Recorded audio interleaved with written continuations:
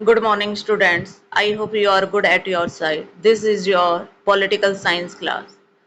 Your today topic is rights in Indian Constitution. Today we will discuss what are rights. तो यहाँ पर बेटा आपकी अधिकारों की एक डेफिनेशन दी है.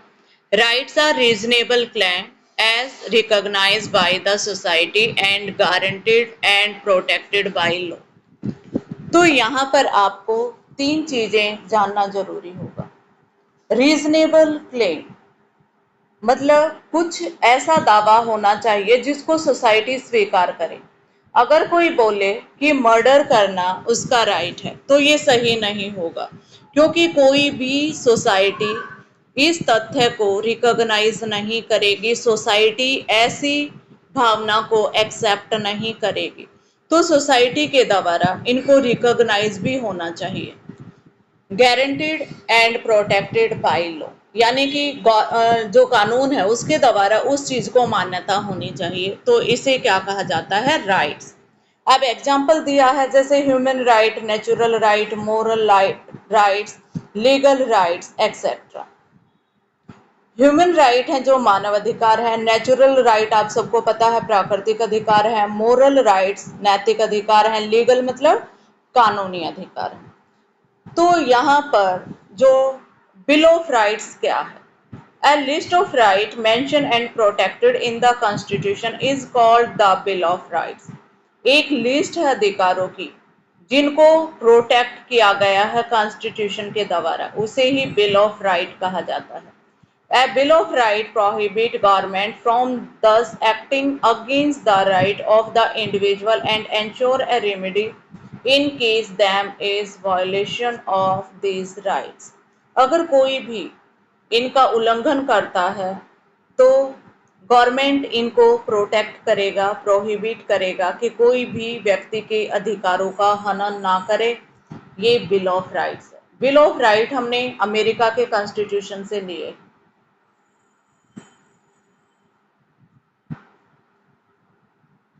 फंडामेंटल राइट क्या है? मौलिक अधिकार. The word fundamental suggests that these rights are so important that the constitution has separately listed them.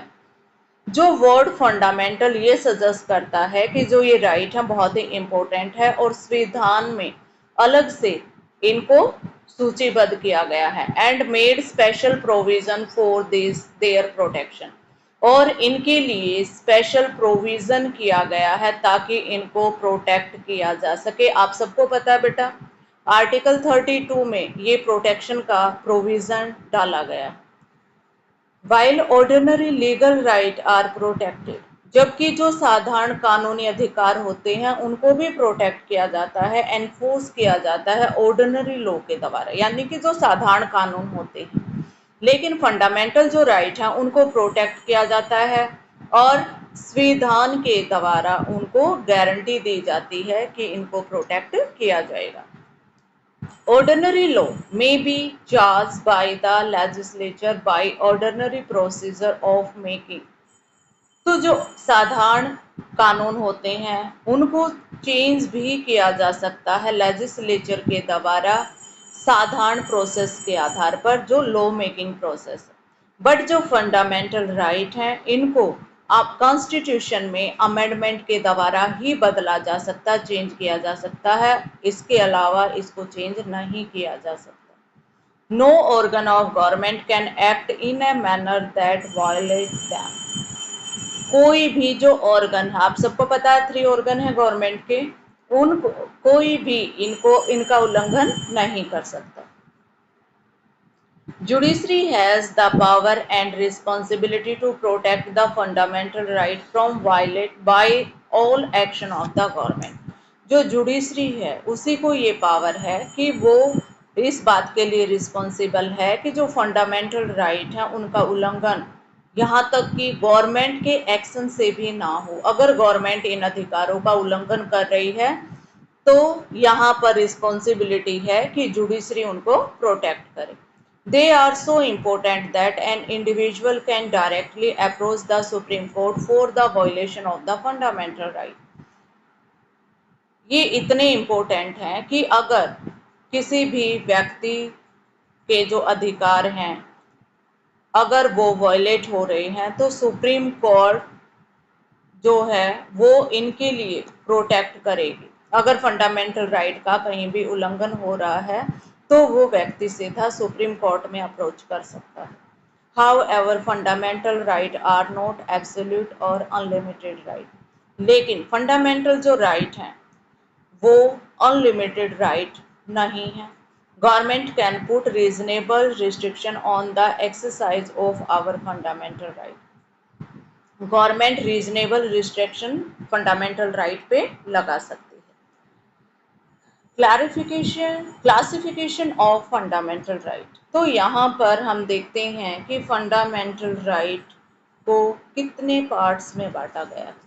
तो यहाँ पर आप सबको पता है कि पार्ट 3 में 12 to 35 फंडामेंटल राइट को एक्सप्लेन किया गया है। तो जो फंडामेंटल राइट्स हैं, फर्स्ट हमारा फंडामेंटल राइट है right to equality, article 14 to 18। Second है right to freedom, article 19 to 22। Third, right against exploitation, article 23 to 24। Right to freedom of religion, article 25 to 28। Fifth जो फंडामेंटल राइट है वो cultural and educational right, article 29 to 30। Last, right to constitutional remedies, article 32। यहाँ पर आपको एक बात ध्यान रखनी है कि जो राइट टू प्रॉपर्टी है वो आर्टिकल 31 में था, जिसे फंडामेंटल राइट से रिमूव कर दिया गया है। अब ये लीगल राइट है और इसे आर्टिकल 300A में रखा गया है। ये अमेंडमेंट जो 44 अमेंडमेंट है उसमें हुआ था। सबसे पहले अब हम देखेंगे राइट टू इक्वालिटी। तो सबसे पहले मतलब कानून के सामने समानता। It is a negative concept. इसे भी एक नकारात्मक कंसेप्ट माना जाता है। In the sense that it deny the state to discriminate between individual और arbitrary basis. It means no man is above the law and every person, whatever be his rank or status, is subject to same ordinary jurisdiction of the court। यानी कि कानून के सामने सभी समान हैं, चाहे किसी का स्टेटस कुछ भी है या रैंक कितना भी बड़ा है, सभी कानून के सामने समान हैं। Equal protection of law. तो यहाँ पर यही बताया गया है कि सभी व्यक्ति जो हैं उनको इक्वल प्रोटेक्शन दी जाएगी। Prohibition of discrimination on the ground of religion, race, caste, sex और प्लेस ऑफ बर्थ। यानी कि किसी भी धर्म का है, रंग का है, जाति का है, मेल है या फीमेल है, जन्म उसका कहीं भी हुआ है, उसके साथ ये जो जगह दे रखी है इनमें कहीं भी भेदभाव नहीं होगा। Equality of opportunity in matter of public employment. तो no discrimination in matter related to employment और appointment to any office under the state, but the state can make special provision for certain cases. Employment के आधार पर भी सबके साथ सबको समान अवसर दिए जाएंगे, किसी के साथ भी कोई भेदभाव नहीं होगा उसके अपॉइंटमेंट को लेकर या रोजगार को लेकर। और अबोलिशन ऑफ अनटचेबिलिटी, ये बेटा काफ़ी बार कॉम्पिटिटिव एग्जाम में भी पूछा गया कि ये कौन से आर्टिकल में, ही आर्टिकल 17 में है। This act declare certain act as offence. Refusing admission in any person in any public institution. भाई कोई भी सरकारी इंस्टीट्यूशन अगर किसी को मना कर दिया जाए एडमिशन के लिए। Preventing any person for worshipping, किसी को कहीं पूजा करने से मना कर दें। Insulting member of schedule caste, breaching untouchability. तो इन सभी को अबोलिश किया गया है, इस आधार पर किसी के साथ भी भेदभाव नहीं किया जाएगा। Abolition of titles. तो आर्टिकल 18 में बताया गया है कि भारत सरकार के द्वारा कोई भी उपाधि नहीं दी जाएगी।